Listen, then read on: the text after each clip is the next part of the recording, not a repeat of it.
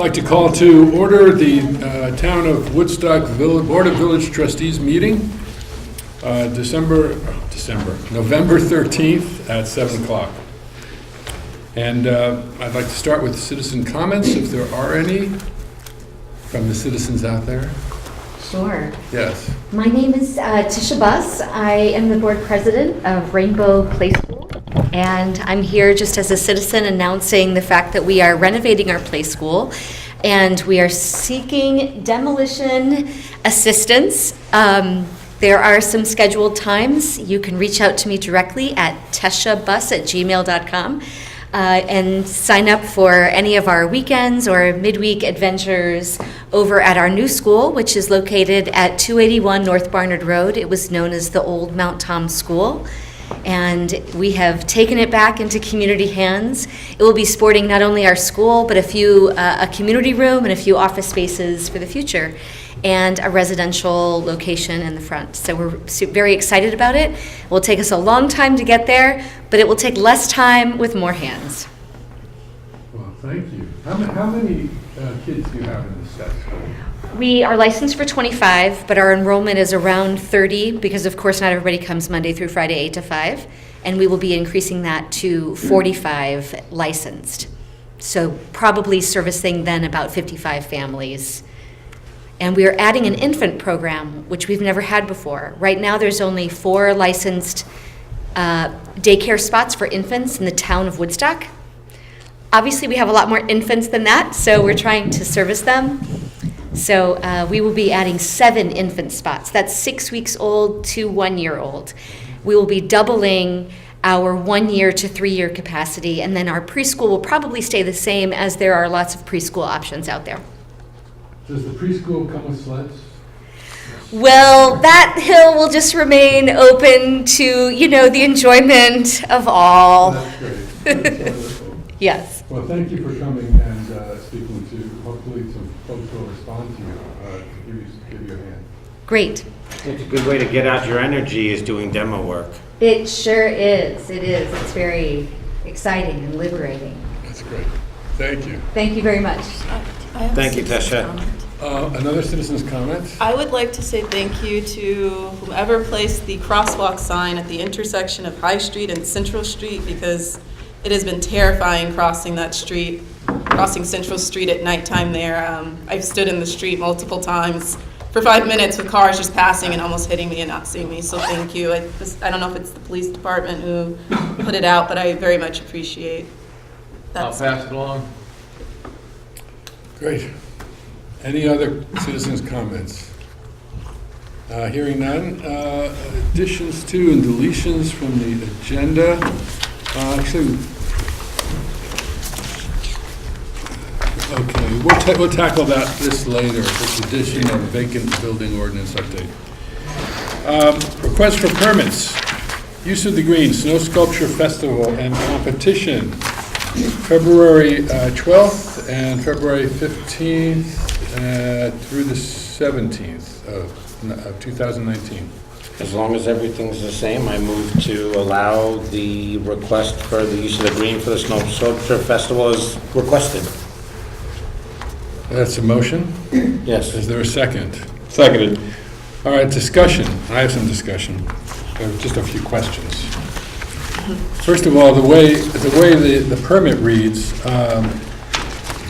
the police officers must be furnished and paid for by the sponsor, and then in your permit you say you don't want the police officers. So we could grant that with a waiver.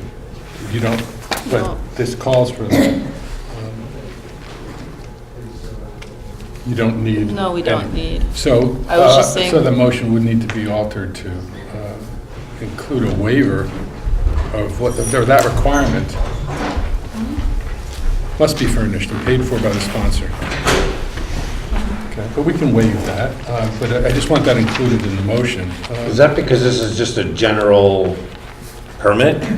It's what I'm asking for special parking for the. Okay, so let's hold off. That's one part of the discussion. Another one is that you refer to the Chamber of Commerce for reimbursing them for electricity. At the time this will take place, the electricity will be provided by the town because of the new light posts. Right.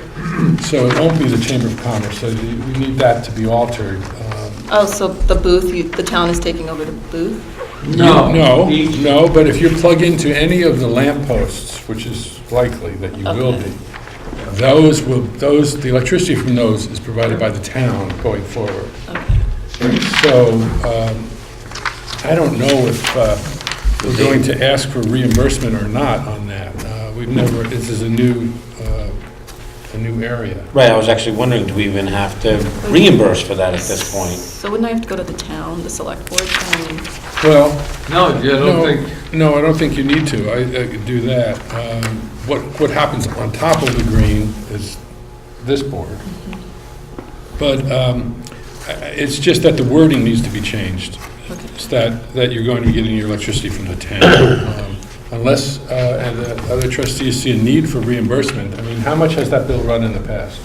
I wouldn't know, because Alita does that work. I can't imagine very much. Can't imagine it's No. significant. $10. Because it's all LEDs Right. that they're using. Right, that's And what they're I'm only saying. on part of the day. Sure, so that's, I was thinking so like that's another change in the motion, I think, just to include that the electricity be provided by the town. And lastly, you're asking for 6 reserved spaces, possibly, Yes, at the west end of the green? yes. On all those days? Yes, the Friday, Saturday, Sunday. But because, why is that necessary? Well, a lot of them drive their tools home and then they come back and they have to carry them to the green. Have you And had they've been this? ticketed in the past. So this hasn't happened in the past? Well, I requested it last year and it was approved, It was, okay, Yeah. fine. but All only right. if they were on the western end. Would you like to modify, just to include the electricity and we're going to waive the need for a police presence? I would like to modify that we will waive the need for police presence and that we don't need to ask the chamber for electrical, or reimburse the chamber for electrical needs. Any other discussion? All those in favor? Aye. Aye. And the motion carries. Thank you, Serena. All right, moving on to our police chief's report. Chief Blish. Sure. So, the police department received $13,000 in Governor's Highway Safety money for DUI and occupant protection patrols. So this equates to about 325 additional patrol hours that we'll see over the course of the state's fiscal year, October 1st to September 30th. And that was about the same amount that we received last year as well. And so for Thanksgiving Click It or Ticket campaign, we're going to be participating in that, and that runs from November 21st to November 25th. I was one of 15 police chiefs throughout New England that was invited to attend the Anti-Defamation League's Leadership, Security, and Counterterrorism seminar in Israel. So this is an all-expense-paid trip sponsored by the ADL, and this training is really especially timely given the recent synagogue shooting in Pittsburgh, but also I'm really excited to go to it because I think it's going to be some worthwhile training. And that trip is from December 2nd to December 11th, and Sergeant Swanson will be in charge while I'm gone. Along those lines, Police Department conducted active shooter training at the Superior Court here in Woodstock on November 9th at the request of their security director. October was anti-bullying month. I provided anti-bullying education to Woodstock's elementary first grade classes during the month of October. Coffee with the Chief. I'll be hosting Coffee with the Chief / food drive at the ESB this month. It'll be Monday the 19th from 7:30 to 9:30. If someone brings in a free food item, they get a free cup of coffee. And then if they can't make it during those times, there'll be a box for food donations that'll all go to the food shelf. It's for the holiday food drive. For those who don't know, ESP is... Oh, I'm sorry, Services Building. emergency services, fire station. If you go to the fire station, you can drop off any food item. The turkey trot's coming up. That's on Thanksgiving, and as a reminder, the roads will be briefly shut down for the race. Race starts at 10 a.m. and we usually shut the road down, traffic down around 5 minutes prior just to let the traffic bleed off. Wassail Parade is December 8th this year, and again, the roads will be shut down for that parade, and that usually kicks off about 2 o'clock. Some other reminders: winter parking ban starts November 15th at midnight and runs until April 15th. The officers have been posting flyers on cars that they find parked in the streets overnight, just in case those are folks that regularly do it. And as if we needed more of an in-your-face reminder today for the weather in terms of the sidewalk clearing, it is an ordinance that any residents or business owners in the village that have a sidewalk in front of their home or business, they're required to clear it of snow and or ice no later than 24 hours after a weather event has ended.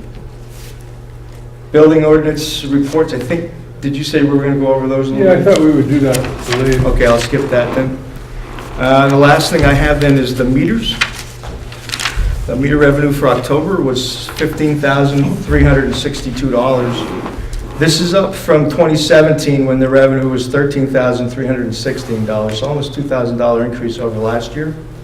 Of note is the credit card usage was at an all-time high of 38.82%.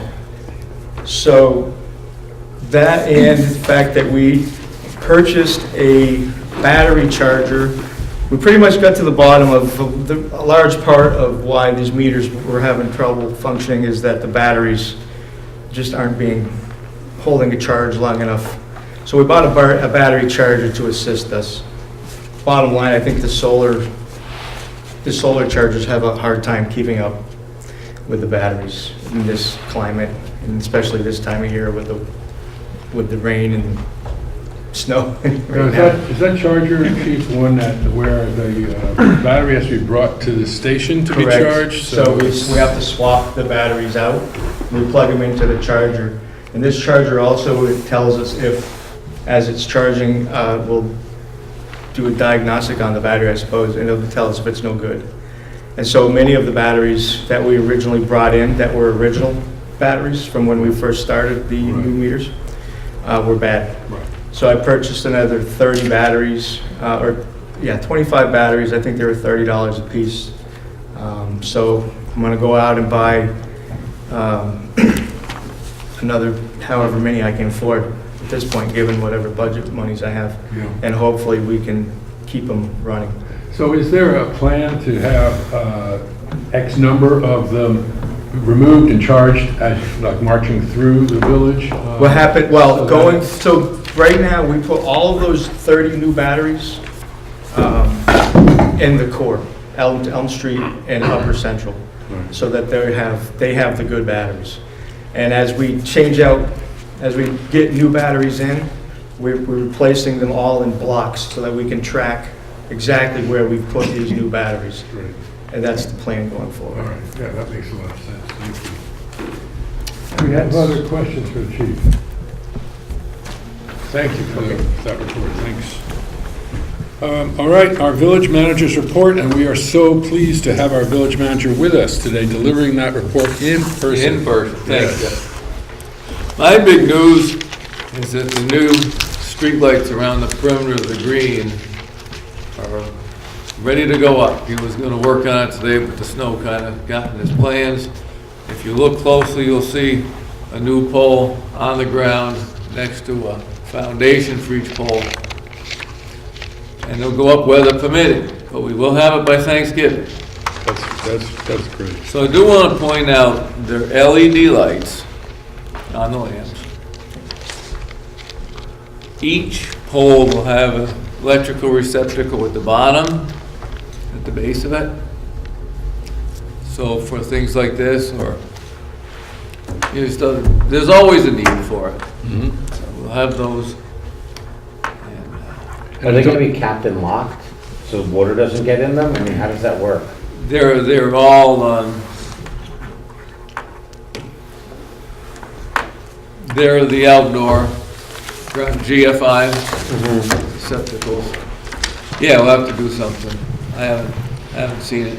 So if the inn puts in the LED lights around the whole perimeter, they'll be able to use those? Yeah. I do want to warn everybody that those receptacles trip at a moment's notice. Those GFIs, it does not take much to trip those. So you might see more irregularities of how the poles are lit. Oh, I see. And are they reset right at the spot, at the Yes. receptacle? Yes, each one has its Each own one has its reset. own reset button. Yeah. Oh, so those, if that GFI, if the base trips, it trips the pole up on the top also? No. Okay, It good. does not. I made sure we were wired that way. I went over that many times with the electrician. Thank you.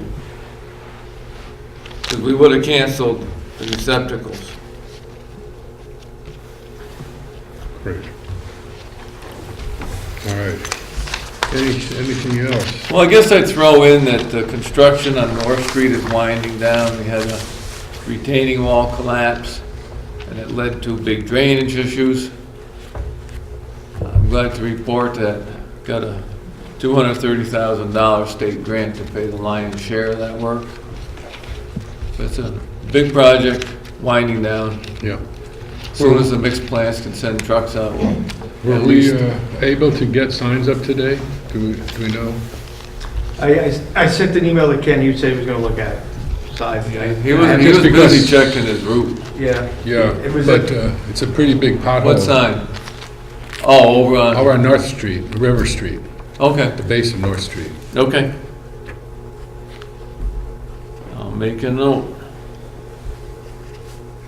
People need to go slowly there until it's leveled off. Thank you. Good. That's it. Thank you. All right, next up is an interview for Planning Commission candidate Benjamin Jervey. Ben, if you would join us up here, please.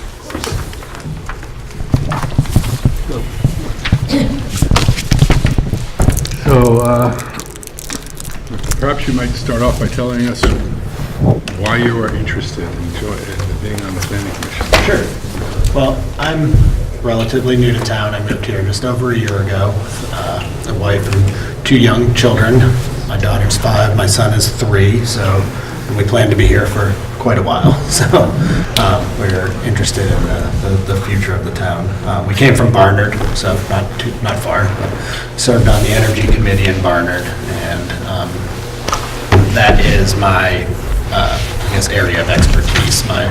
That's where I work in the energy policy world, and I understand that energy siting issues in particular are hot topics here in Vermont planning, and I am interested in helping out how I can. I want to serve the community, and I think that the knowledge of energy policy issues could be helpful in the Planning Commission.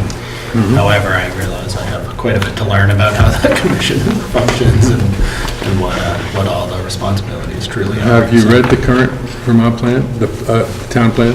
Yes, yeah. Okay. So, and it was, so the next one won't be due for a few years now, correct? Yeah, So there's a lot 5 of years. intermediary action between now and then, but as our experience in Barnard, the Energy Committee helped write the energy section of the town plan up there, so we were involved a bit in the drafting, well, more than a bit, we were heavily involved in the drafting of the energy section there, and yeah, our experience was you can't start that process soon enough, because those 5-year periods turn over pretty quickly. Yeah, great. So, And you're here, you could make, you don't see any problem in making the meetings, the way they're scheduled, the timing of them?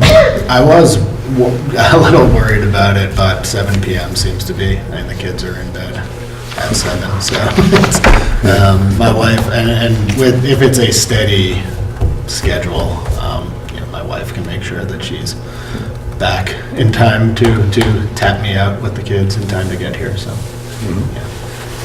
Well, you have quite a resume when it comes to energy and environment, which commend you. My fellow trustees, any questions for Ben? We kind of addressed that there is a lot of opposition to where solar panels go and all that kind of stuff, and, you know, having somebody who's on the front lines of what goes on with that is, I'm sure, going to benefit us. I know that we had a representative from Rainbow Play School, and they're trying to make the building a zero energy, or net zero, is that what it's called? Net zero. And it'd be great if they could actually get with their things that they need to get going on, and other homeowners looking, or businesses looking to get involved in that, so you can see how that would be quite beneficial to have somebody who's pro that happening. Why did you and your family decide to move to Woodstock? The school system was a very big part of it. We moved, so 5 years before we moved here, we moved to Barnard from the west side of the state, the even smaller town called Middletown Springs, over in Rutland County. And we moved over this way to be closer to my wife's work. My work is largely remote. I work for organizations in Seattle and London and New York and Vancouver, so I can do my work from anywhere with a decent internet connection. My wife works at Vermont Law School, so we wanted to get closer to her work as we were starting our family. The school system issues, frankly, in Barnard were making us a little uneasy, and we found ourselves coming here more and more for, you know, everything with our kids and our lives. We were, you know, found ourselves making the drive to Woodstock quite a bit. So we followed Carrie's family's lead from the hinterlands of Barnard to Woodstock. Downtown. Well, welcome the big city. Welcome to the big city, the big town. Anyway, any other questions for Ben? What was the biggest thing you ran into as a challenge when serving on the Energy Committee in Barnard? The opposition to sort of NIMBY aspects of renewable energy siting. All towns are going to have to face up to it at some point. We have a legislated mandate to reach a certain level of renewable generation, and all towns are going to have to do their fair share. No town really seems to want to. Every town would rather the next town over do it. So we do have to reckon with that in some way, and I think that there are practical and feasible ways to keep most parties happy and serve the public interest. But yeah, that was the big challenge. There was quite a bit of opposition to a few proposed solar projects in town, which for reasons good and not so good, in my opinion. So. Well, there's limited places for solar farms in the village. Right. That's for sure. I don't think we'll be debating anything in the village other than certain rooftops, perhaps. Right. Any other questions for Ben? I know, thank you, you sound very qualified. You come highly recommended. So we really appreciate you coming in tonight, and thank you for that interview, and you will be hearing from both boards. Right. Thank you. Yeah. You got Sally's email, right? Yeah, we got a copy of it. Then attend the meeting and stayed throughout the entire meeting. Like I said, highly recommended. Yes, there were more than one recommendation here, actually. Okay, next on our agenda. Do we need to take an action item with that? I don't think we're taking an action on it tonight, are we? You can. Oh, now, there was one position open on the We planning had one commission? position open. And there were two candidates. Yeah, last month Ben was not able to attend, and you had Patrick. And the trustees voted to appoint Patrick. The select board did not take any action until seeing Ben this month. So you would, before you could appoint Ben, you'd have to rescind Patrick. All right. We were also told when we did that there was only one candidate. When it was brought to our attention, it was said that Ben had backed out. Yeah, I think there is some confusion there. So therefore, I would entertain a motion to reopen it. To avoid the initial So if you'd like to make that motion? I'd make a motion to reopen the, would it be the appointment position? Appointment of one planning commissioner. I'd make a motion to reopen the position. Okay, does that motion include rescinding the previous vote? I think rescinding the I previous think we'd have vote. to, yeah. Yes, I think so. And I'll second that. All right, any further discussion on that aspect? If not, all those in favor of rescinding and reopening, say aye. Aye. Opposed? That motion carries. Is there a new motion? I would make a motion to appoint Ben Derby to the Planning Commission. Seconded. Any further discussion? All those in favor of appointing Ben Jerby to the Planning Commission, say aye. Aye. Opposed? It carries, and thank you for joining the Planning Commission. So you'll be before the select board next week. If the Select Board approves you. And then when,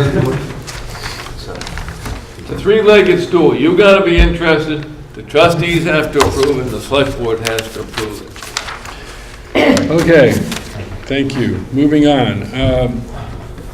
New business, the E911 renumbering of River Street per the state of Vermont. This is an avenue we've been down before, but not on River Street. Correct. So all in all, David will speak to this, and please correct me if I misspeak. The village's numbering system, such as it is grandfathered, and that it existed before the state of Vermont adopted E911, requiring house numbers be based on distances from an intersection. So it was grandfathered. Now, they're trying to toughen up a little bit, but they did leave the ability for the trustees to say we like our system. Well, we've been down, when we were down this road before, it was the will of the village to continue with the traditional numbering of the houses within the village, trusting that in as small an area that we occupy, emergency services would be able to find us in a timely manner. That's true. Within the village borders.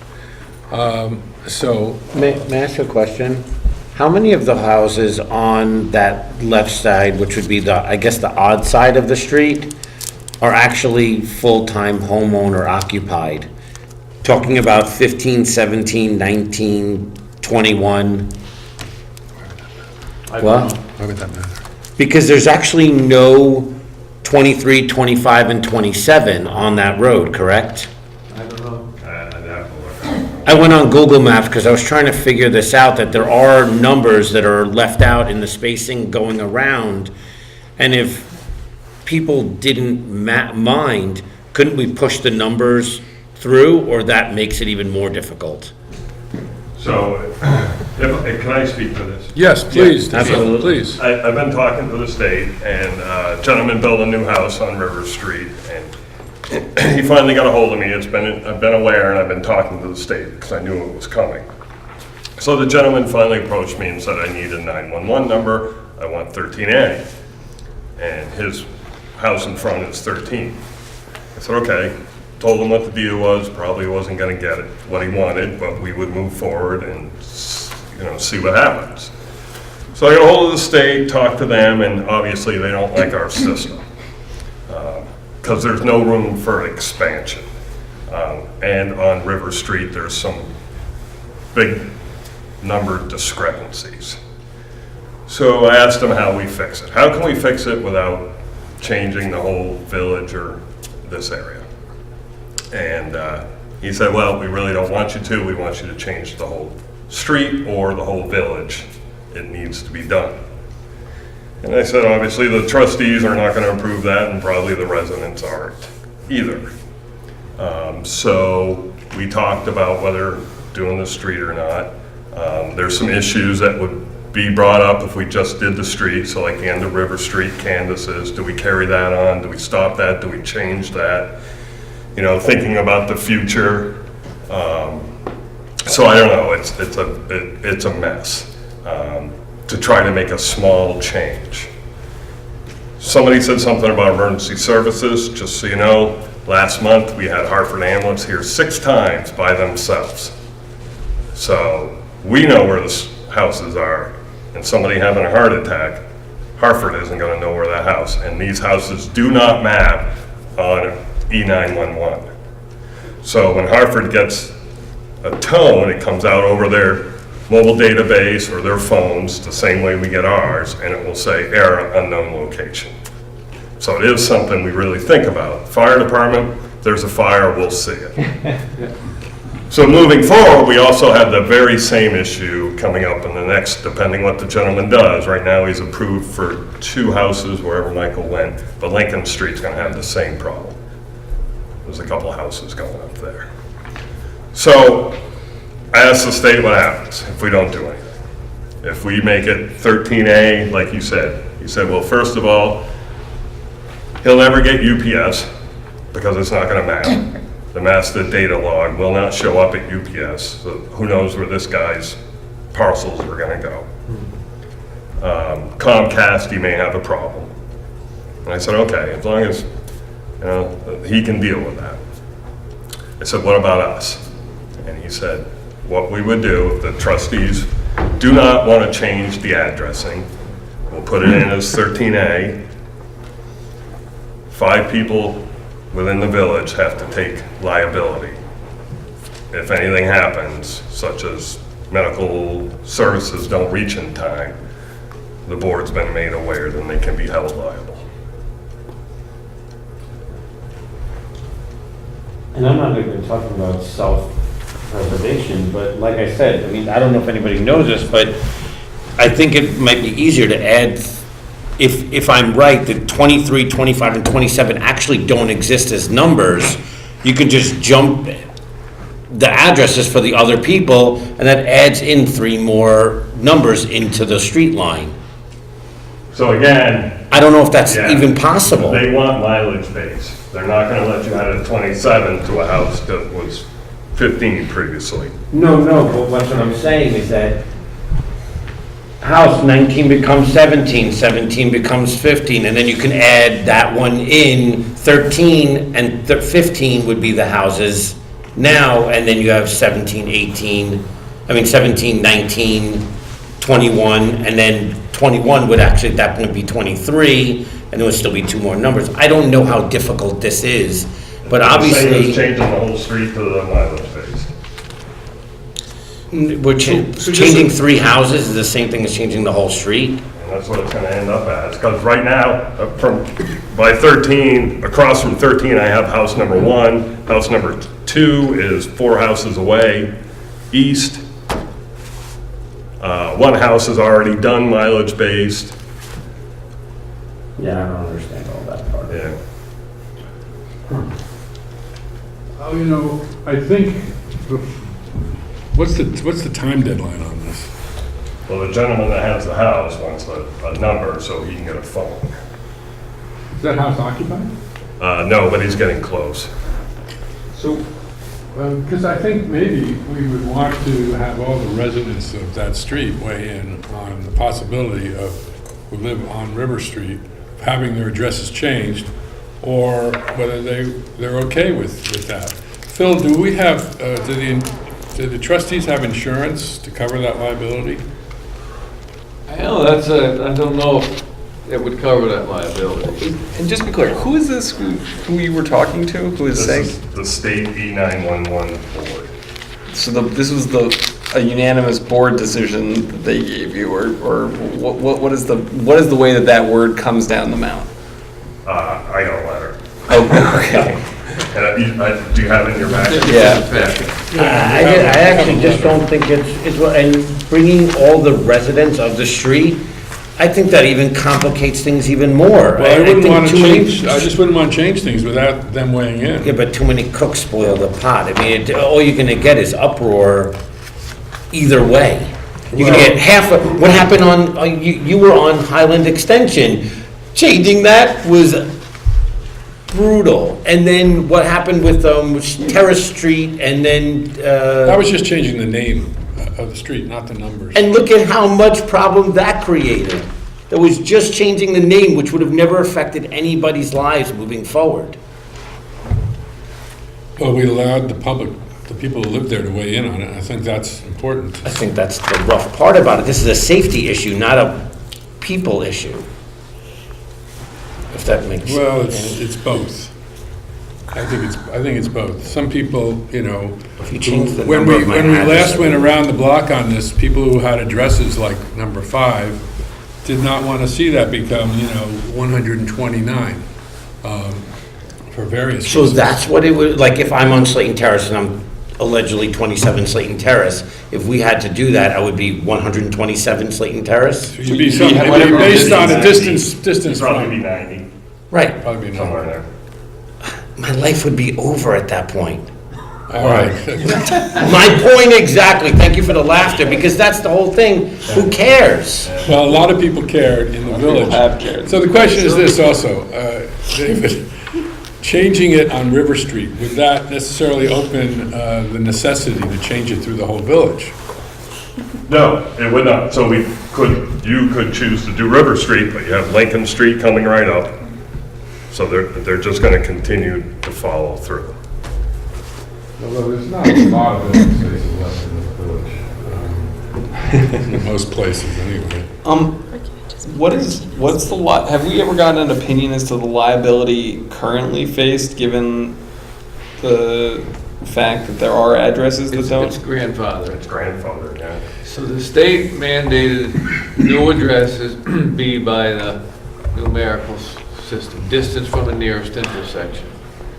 Yeah. So they got this long letter that you've got, and they laid out their case, and at the last thing it says, if the trustees want to keep what you've got, then you've got to sign up for liability. So I would suggest that. But it's not just the trustees either. There's 5 people that have to sign off. But also, haven't we had houses? Well, what other 5 people are you So it'd be the head of the trustees, the town manager, myself, the village clerk, and I forget who the other. So what if we made that 13A and had Mr. Sorrentino, sign something taking on liability for having that address, if he wants that address? I don't think any of us know what that legal. I don't know either. Yeah, but I'm throwing saying that out as a possibility. But I don't even want to throw out a possibility if we don't have a legal opinion on it. Well, I think we need to get one on the liability side. And if the owner of the property, potentially, can excuse us from liability for having that address, I doubt that's a it, because possibility. there's other people down the road that were going to. He won't own that forever, he's gonna sell it as quick as he can. It could go with the home. Right, but it's the state that's mandating these 5 people. That has nothing to do with him having, he might have his own liability situation, but the state is the one saying it's these certain 5 people. So I clued in Mr. Sorrentino on what's going on. He said he really liked 13A. I said, if you don't get it, he goes, I don't get it. But he said, he asked me to try, so, And they won't just give him a solo. no. Yeah, because they don't like us the way we do it. So we haven't assumed this kind of liability in any other residents in the village that I'm aware of. That's correct. Yeah. Even though we've had similar situations. They have not gotten as tough as they did. This is as tough as they've gotten.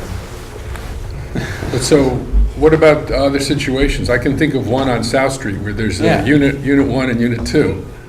But there was room. What? There was room.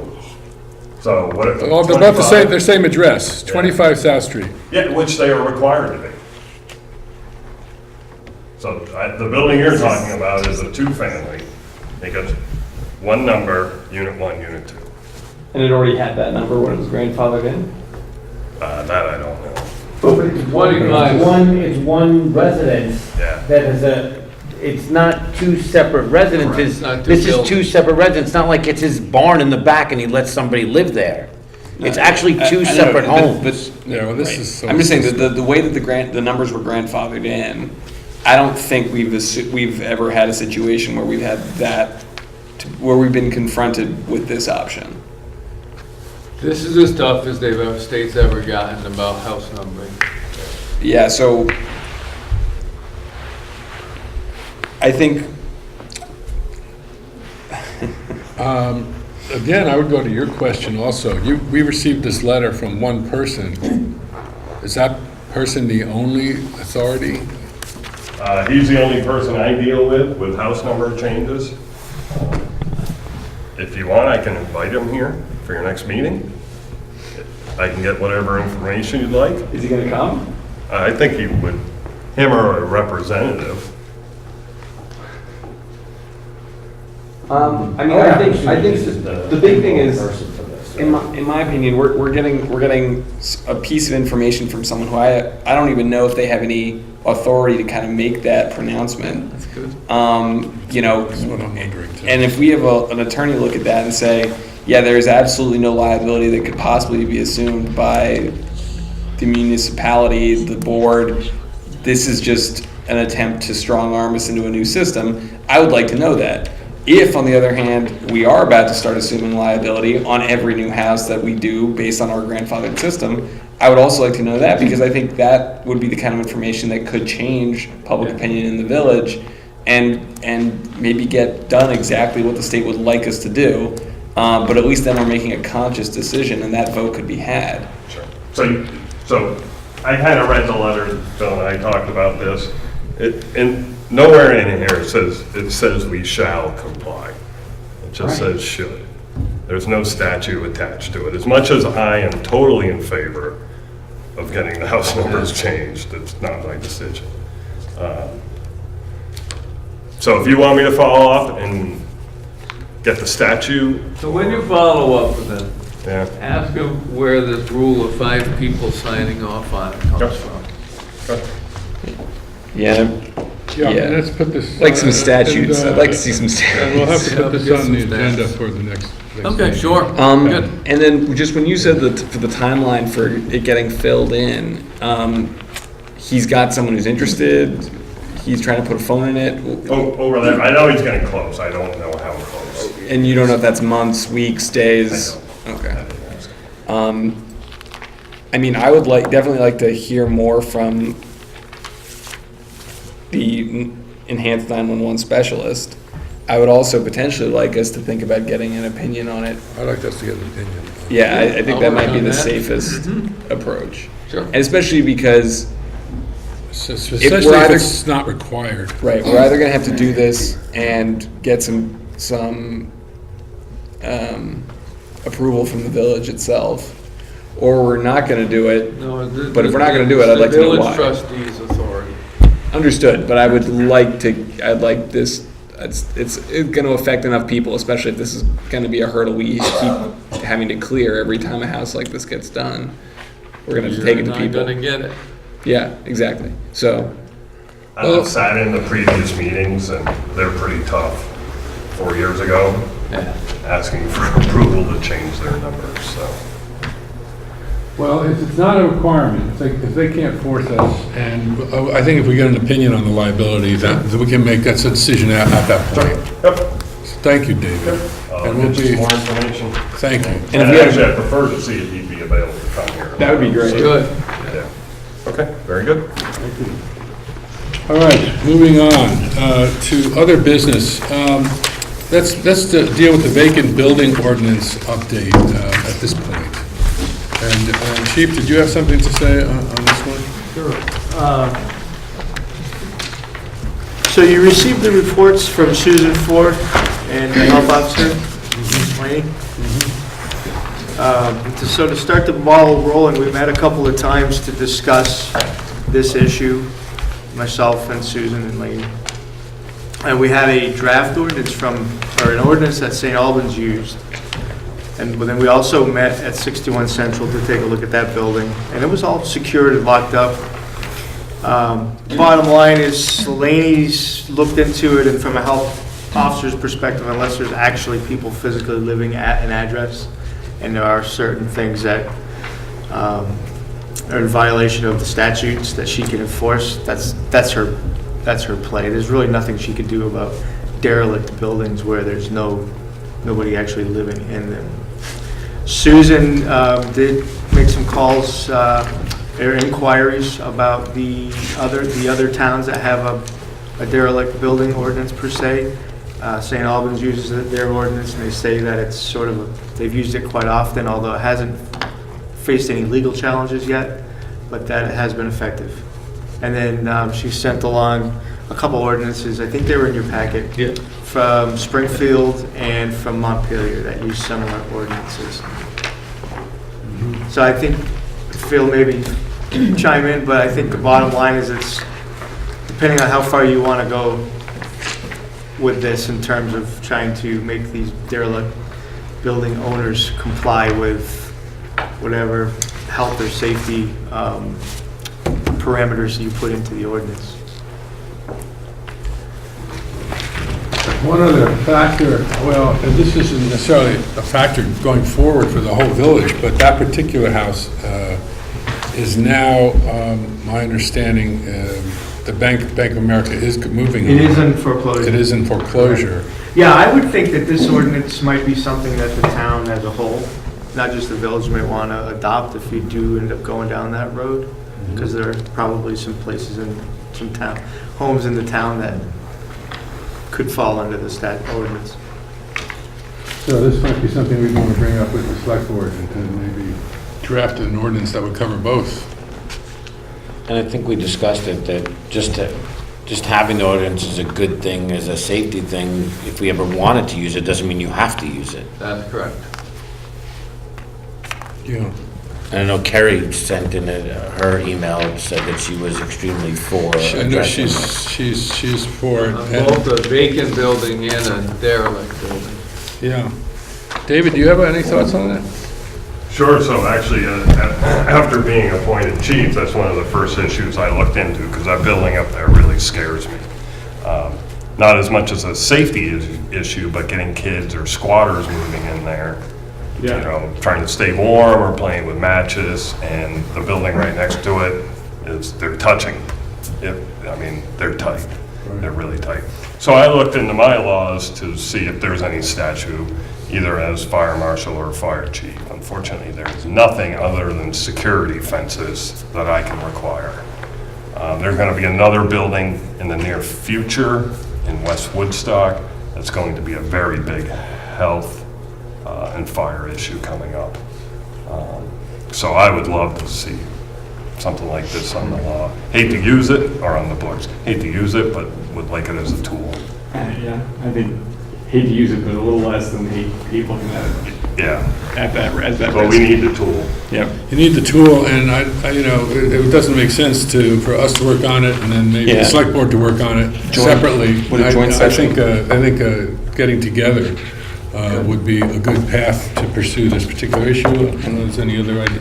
No, No, that makes good I think a sense. I joint think that's session. the would be smartest sooner- way to go. Some joint meeting, some morning. Sooner Yes, rather than with, later. definitely. and if the select board can get the same paperwork that we were supplied Sure. with for these other ordinances, that would be helpful. And, yeah, especially because winter's just going to exacerbate some of those concerns. Yeah, okay, so let's schedule that. Good. Now, also, I will mention that, Beth, this hasn't gone out yet, has it? About a brief joint meeting of the On two Friday? boards on Friday morning? Yes, it has. It has gone out. Okay. Third. To who? No, there's one on Friday morning now. Oh, Which Friday morning? This coming Friday morning. About employee benefits, it was, Butch emailed me and asked me to post a notice, because I have to post it. It was posted today, and he also said that we could inform the department heads. They have been informed in case they want to attend. So that would be at 8:30? Is that the time? Yes. 8:30 this Friday morning.